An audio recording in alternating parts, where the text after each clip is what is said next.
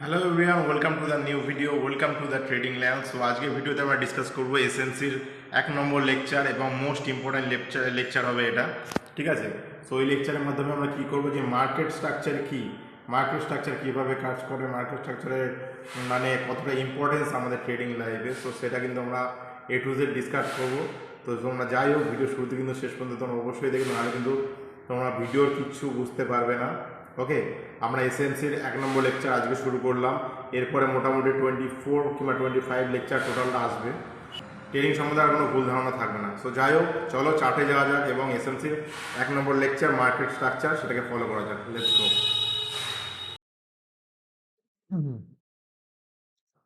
So চলো market structure নিয়ে আলোচনা করা যাক এবং মার্কেট স্ট্রাকচার কি সেটা আমরা দেখবো। দেখো, মার্কেট টাইম ফ্রেম আমাকে বুঝতে হবে, টাইম ফ্রেম কোন টাইম ফ্রেমে ট্রেড করব এবং কোন টাইম ফ্রেমে ট্রেড করলে আমাদের ইন্টারডে প্লেয়ার যারা রিটেল ট্রেডার আছে তাদের পক্ষে সুইটেবল, এবং মার্কেট স্ট্রাকচার সেইভাবে আমাদের রিয়াক্ট করবে।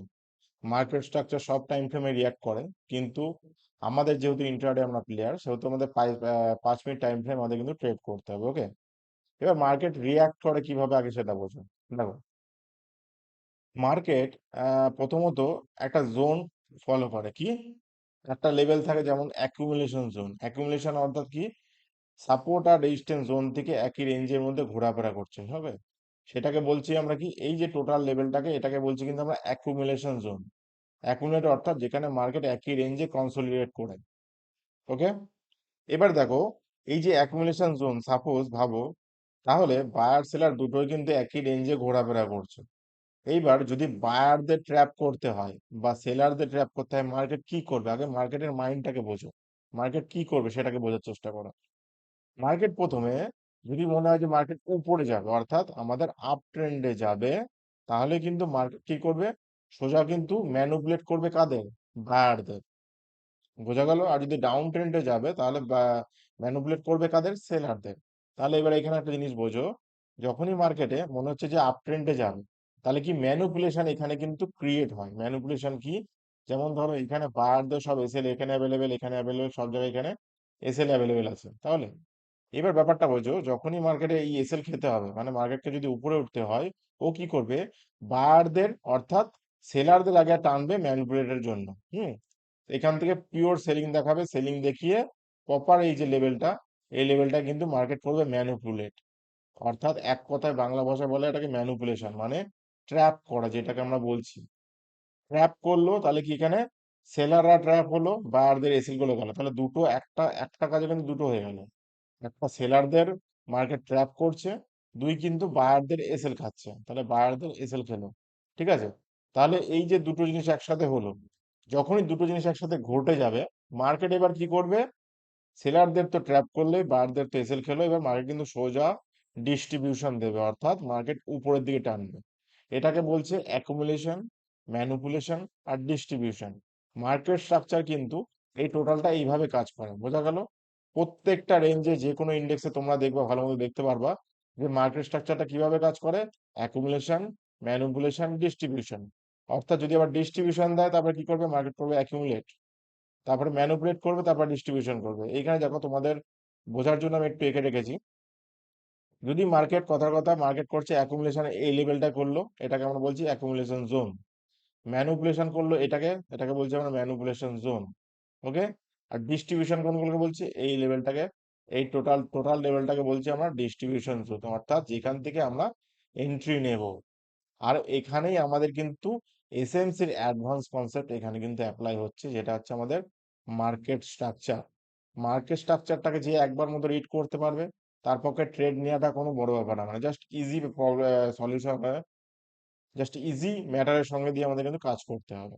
ওকে, এবার যদি এই লেভেলটাকে আমরা ধরি, এন্ট্রি কোথায় হবে? তাহলে দেখো, তোমাদের এর জন্য আমি এন্ট্রিটাও ডিসাইড করে রেখেছি, যে এন্ট্রিটা আমরা কোথায় করবো। ঠান্ডা মাথায় বোঝো, যখনই আমরা এখানে অ্যাকুমুলেট করলে, আমরা জানলাম আমাদের এখানে অ্যাকুমুলেশন হলো, ম্যানুপুলেশন হলো, তাহলে কি সেলারদের বায়ারদের দুজনকেই সব মার্কেট খাওয়া হয়ে গেল। এবার ডিস্ট্রিবিউশন করবে এখানে। এবার ডিস্ট্রিবিউশন কিভাবে করবে? মার্কেট ব্রেক করলো, ব্রেক করতে দাও, যেতে দাও, আগে রিটেস্টমেন্টে আসতে দাও। যখনই রিটেস্টে আসলো, এইখানে একটা প্রপার একটা বুলিশ যে কোনো ক্যান্ডেল দেখে আমাদের কিন্তু এখানে এন্ট্রি হবে, আর এসএল থাকবে এই ক্যান্ডেল লোয়ে, আর টার্গেট থাকবে অ্যাটলিস্ট 1:5। যদি ডিস্ট্রিবিউশনে আমরা ট্রেড ধরি অ্যাটলিস্ট 1:5 বা 1:4 আমরা কিন্তু টার্গেট ইজিলি পাবো। বোঝা গেল? এটাকেই বলছে যে টোটাল মার্কেটের স্ট্রাকচারের গেম। এবার মার্কেটের স্ট্রাকচারের গেম তো তোমাকে বুঝিয়ে দিলাম। এবার মার্কেট স্ট্রাকচার আমরা চার্টে কিভাবে রিড করবো চলো একটু দেখি। যদি আমরা চার্টে রিড করি, চার্টে রিড করতে গেলে আমাকে সিম্পলি কি নোটিস করতে হবে সেটা দেখো। মার্কেট কি করবে? Accumulation, manipulation, distribution. এখানে দেখো মার্কেট কি করছে, টোটালটাই মার্কেট আপ ট্রেন্ড কিংবা ডাউন ট্রেন্ড দুটো একটারে টানবে। এবার তোমাদের আমি একটু জাস্ট একটু এক্সাম্পল দিয়ে দিই আপ ট্রেন্ড কোনটা ডাউন ট্রেন্ড কোনটা। যখনই market low high, low high, low high এরকম করতে করতে যখন মার্কেট যাবে সেটাকে বলছি আমরা কিন্তু আপ ট্রেন্ড। ওকে। এবার ডাউন ট্রেন্ড কোনগুলো? High, low, high, low, high, low, অর্থাৎ হায়ার লো বলতে বলতে মার্কেট যখন নিচে নামবে সেটাকে বলছি কিন্তু আমরা ডাউন ট্রেন্ড। ওকে। তাহলে আপ ট্রেন্ড বুঝলে, ডাউন ট্রেন্ডও বুঝলে, এবার কোনগুলোকে সেটা কাজে লাগাবে, ধরো মার্কেট একবার, দুবার, তিনবার, যখনই মার্কেট তিনবার কোনো লেভেলে একই জায়গায় ট্রেন্ড লাইনে সাপোর্ট নেবে সেটাকে কিন্তু আমরা স্ট্রং মার্কেটের আপ ট্রেন্ড বলছি। সেম এখানেও তাই, ঠিক আছে। ডাউন ট্রেন্ড তিনবার, একবার, দুবার, তিনবার, এই তিনবার মার্কেট কিন্তু ট্রেন্ড লাইনে টাচ করা হয়ে গেল, এগুলো বলছি আমরা ডাউন ট্রেন্ডের স্ট্রাকচার। ওকে।